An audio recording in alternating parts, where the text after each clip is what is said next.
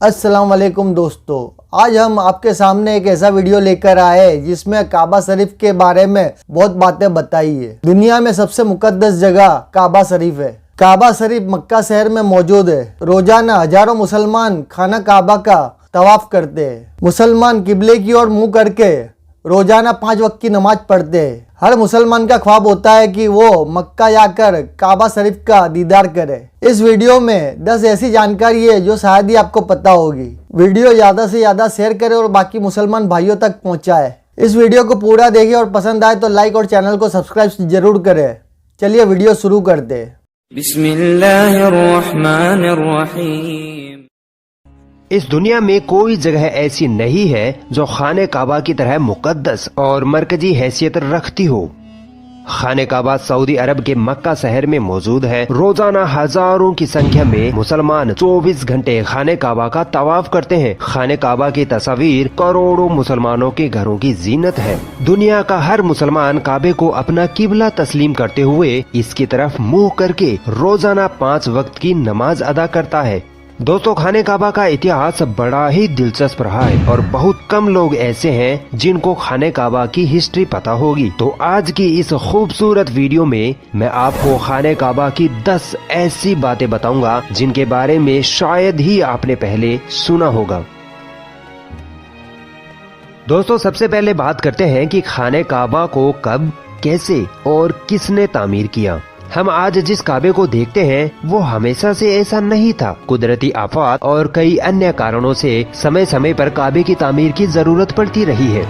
दोस्तों, हम में से अक्सर लोग ये सोचते हैं कि काबे की तामीर सबसे पहले हजरत इब्राहिम अलैहिस्सलाम और उनके बेटे इस्माइल अलैहिस्सलाम ने की, मगर ऐसा नहीं है। रिवायतों में आता है कि जब अल्लाह ताला ने हजरत आदम अलैहिस्सलाम को जन्नत से धरती पर भेजा, तब आदम अलैहिस्सलाम ने अल्लाह के हुक्म से खाने काबा को तामीर किया, जिसके लिए आदम अलैहिस्सलाम ने मुख्तलिफ पहाड़ियों से पत्थर लाकर काबे की नींव रखी।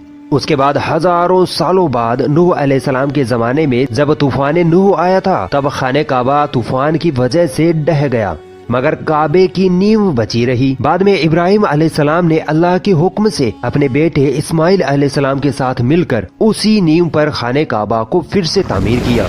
फिर नबी करीम सल्लल्लाहु अलैहि वसल्लम के जमाने में ज़ुहूर नबूवत से पहले कुरैश वालों ने फिर से खाने काबा को तामीर किया। कुरैश के लोग अक्सर हराम तरीके से पैसे कमाया करते थे, मगर उन्होंने कसम खाई थी कि काबा की तामीर सिर्फ हलाल पैसे से करेंगे, मगर वो पूरी तरह से कामयाब न हो सके और वसाइल की कमी के कारण काबे की छत का काम अधूरा ही रह गया। उसके बाद जो तामीर हुई वो सैयदना अब्दुल्ला बिन जुबैर रज़ियल्लाहु ताला अन्हु के दौर में हुई। फिर आखिरी बार अब्दुल मलिक बिन मरवान के कहने पर हज्जाज बिन यूसुफ ने कुरैश के बनाए हुए काबा को गिराया और उसी नींव पर फिर से खाने काबा को तामीर किया। और आज जो हम खाने काबा को देखते हैं वो उसी वक्त से तामीर किया हुआ है।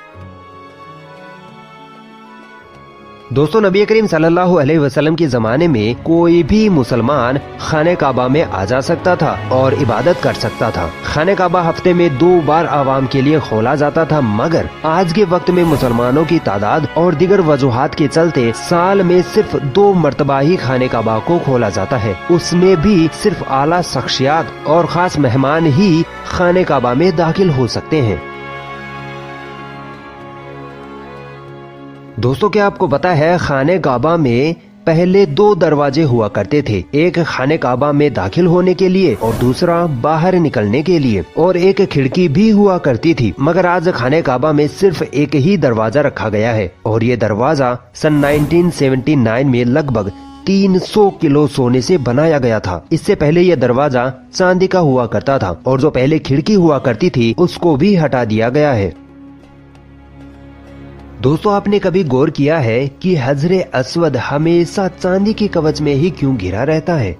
कुछ लोगों का कहना है कि हजरे अस्वद अमायाद की फौज के हाथों मारे गए पत्थर के लगने की वजह से टूट गया था जब वो मक्का पर काबिज थे, जबकि ये जन्नती पत्थर अब्दुल्ला बिन जुबैर की मलकियत में था। कुछ जराये के मुताबिक हजरे अस्वद बहरेन से ताल्लुक रखने वाले इस्माइली ग्रुप कखमाल्टियन के हाथों टूट गया था। इन लोगों का ये ख्याल था कि हज मुबारक एक तौहीन परस्ती वाला अमल है। अपनी बात को साबित करने के लिए इन लोगों ने 10,000 हुज्जाज को मारकर इनके जिस्मों को आबे जमजम के कुएं में फेंक दिया था। ये गैर इंसानी अमल काफी नहीं था। ये शैतान हजरे अस्वद को अरब के मशरिक में ले गए और फिर इराक के शहर कूफा में ले गए, जहाँ इसके एवज में पैसे वसूल किए गए। इनको फिर मजबूर किया गया कि वो हजरे अस्वद को खलीफाए बासत को वापस कर दे। जब इसे वापस किया गया तब ये टुकड़ों में था और इन टुकड़ों को एक जगह करने का सिर्फ एक ही तरीका समझ में आया था कि इसको चांदी के सांचे में रखा जाए। कुछ इतिहासकारों के मुताबिक इस मुकद्दस पत्थर के कुछ टुकड़े आज भी कहीं गुम हैं। दोस्तों, काबा लफ्ज का अर्थ होता है क्यूब, यानी कह लीजिए चौकोर। मगर क्या आपको पता है इब्राहिम अलैहिस्सलाम के वक्त काबे के एक साइड का हिस्सा गोल हुआ करता था, जिसे आज हम हतीम कहते हैं। हतीम काबे का ही हिस्सा है, इसलिए आज आप देखते होंगे कि तवाफ करने वाले लोग हतीम के अंदर से न जाकर बल्कि हतीम के बाहर से ही तवाफ करते हैं। दरअसल ज़ुहूरे नबूवत से पहले जब कुरैश वालों ने खाने काबा की तामीर की थी, तब वो हलाल माल इकट्ठा करने में नाकाम हो गए थे और वसाइल की कमी के कारण उन्होंने काबे के इस हिस्से को छोड़ दिया था। दोस्तों, हम मुसलमानों को खाने काबा को काले रंग के कपड़े और सोने के धागों में देखने की ऐसी आदत हो चुकी है कि हम खाने काबा को किसी दूसरे रंग में तस्वुर भी नहीं कर सकते हैं। मगर क्या आपको पता है, पहले खाने काबा पर मुख्तलिफ रंगों के भी गिलाफ चढ़ाए जाते थे, जिनमें हरा, लाल और सफेद रंग शामिल है। जिस कपड़े से खाने काबा को कवर किया जाता है उसे किस्वा कहते हैं। ये कपड़ा सिल्क तथा कॉटन का बना होता है। इस पर कुरान पाक की कई आयतें सोने के धागे से लिखी जाती हैं। हर साल हज के दौरान 9 जिलहिज्जा को फजर की नमाज के बाद गिलाफे काबा को चेंज किया जाता है। हर साल गिलाफे काबा पर लगभग $60 मिलियन यानी इंडियन रुपीस के हिसाब से 42 करोड़ रुपए सऊदी सरकार द्वारा खर्च किए जाते हैं। क्या आपको मालूम है खाने काबा की तादाद 2 है। खाने काबा के बिल्कुल ऊपर जन्नत में एक और काबा है जिसे रिवायतों में बैतुल मामूर कहा गया है।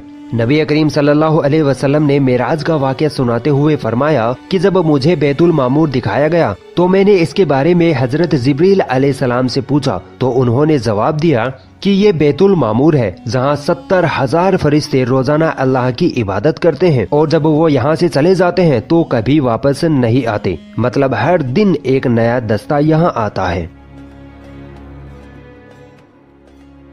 दोस्तों, खाने काबा के दरवाजे को खोलने के लिए जिन चाबियों का इस्तेमाल होता है वो कोई सऊदी गवर्नमेंट के पास नहीं है, बल्कि नबी करीम सल्लल्लाहु अलैहि वसल्लम के एक सहाबी के खानदान के पास मौजूद है। फतह मक्का के बाद प्यारे नबी को खाने काबा की चाबियां सौंपी गई, मगर प्यारे नबी ने ये चाबियां अपने पास रखने के बजाय बनी शैबा खानदान के उस्मान बिन तलहा के जिम्मे कर दी। उस वक्त से लेकर आज तक खाने काबा की चाबियां उस्मान बिन तलहा रजी अल्लाह ताला अन्हु के खानदान के पास ही है।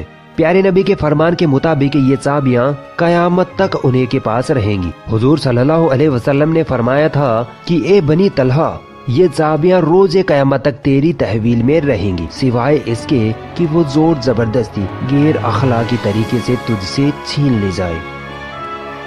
कई सालों तक लोग ये अंदाजा लगाते रहे कि खाने काबा अंदर से कैसा नजर आता है। वो लोग बड़े खुशनसीब है जिनको खाने काबा के अंदर दाखिल होने की शहादत हासिल हुई, और एक खुशनसीब वो भी है जिसको खाने काबा के अंदर की तस्वीर बनाने का मौका मिला। फिर लाखों करोड़ों लोगों ने ये तस्वीरें ऑनलाइन भी देखी और भारत के कई लोगों का वहम भी दूर हो गया जो ये कहते थे कि हमारे देवता की मूर्ति काबे के अंदर रखी हुई है। दोस्तों, खाने काबा के अंदर का हिस्सा संगमरमर और हरे रंग के कपड़े से ढका हुआ है। दोस्तों, खाने काबा मक्का के ढलान वाले क्षेत्रों में मौजूद है, जिसकी वजह से जब भी बारिश हुआ करती थी तो वादी में सैलाब आ जाया करता था और खाने काबा के चारों तरफ पानी इकट्ठा हो जाया करता था। और उस वक्त इस पानी की निकासी व रोकथाम के कोई बेहतरीन उपाय न थे, मगर मुसलमान उस वक्त भी खाने काबा का तवाफ जारी रखते थे और वो तैराकी करके तवाफ करते थे। सुना आपने दोस्तों, अल्लाह के हुक्म से काबा शरीफ की सबसे पहली तामीर हजरत आदम अलैहिस्सलाम ने की। फिर नूह अलैहिस्सलाम के वक्त तूफान आया तो काबा शरीफ तूफान की वजह से बह गया और बाद में अल्लाह के हुक्म से इब्राहिम अलैहिस्सलाम ने अपने बेटे इस्माइल अलैहिस्सलाम को मिलकर खाने काबा को तामीर किया। कमेंट में अल्लाह अकबर जरूर लिखे। आपको ये वीडियो पसंद आया हो तो लाइक और चैनल को सब्सक्राइब जरूर करें।